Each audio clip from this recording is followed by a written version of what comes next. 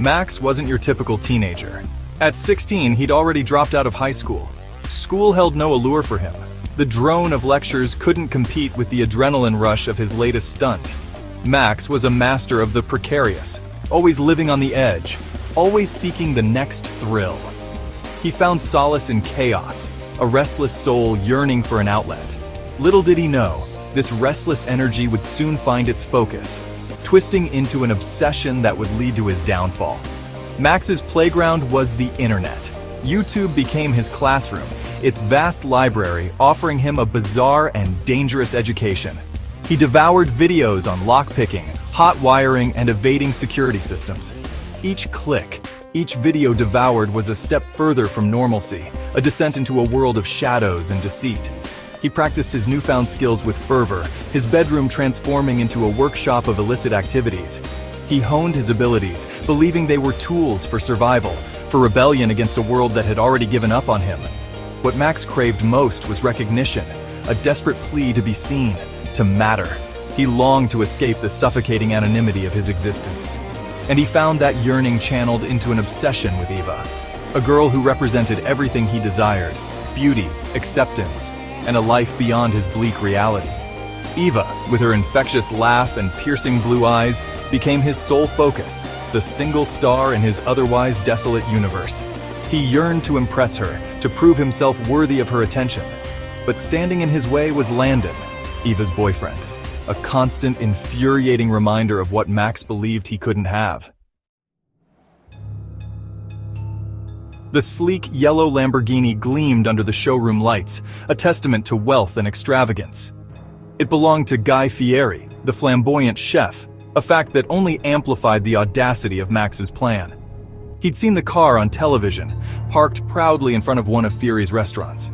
The image had become seared in his mind, a symbol of everything he craved. He would steal that car, he decided. He would make it his offering to Eva, a grand gesture to prove his devotion. The dealership was heavily fortified, a fortress of cameras and steel shutters. But Max, armed with his YouTube education and fueled by a potent cocktail of obsession and desperation, saw these obstacles as mere inconveniences. The night of the heist was taut with anticipation.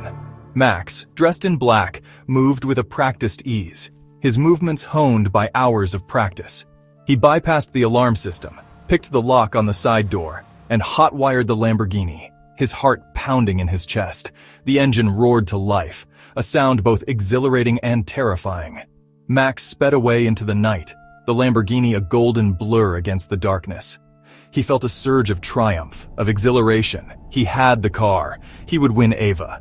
The world, for a fleeting moment, seemed to bend to his will. He had tasted power, and it was intoxicating. Max presented the Lamborghini to Eva the next day.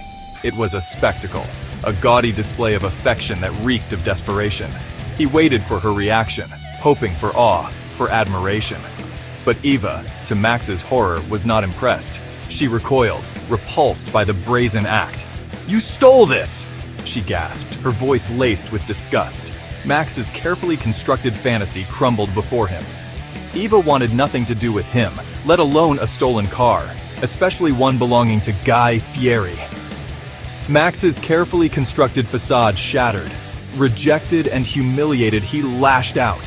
His target, Landon, the object of his jealousy, the constant reminder of his perceived inadequacy. The confrontation was explosive, fueled by Max's rage and despair. The line between love and hate, always thin for Max, had vanished entirely. He saw Landon as the obstacle, the root of his pain, and his thoughts turned dark. What started as a verbal altercation escalated quickly. Blinded by jealousy and fueled by a dangerous sense of betrayal, Max attacked Landon. The fight was brutal, a whirlwind of fists and fury.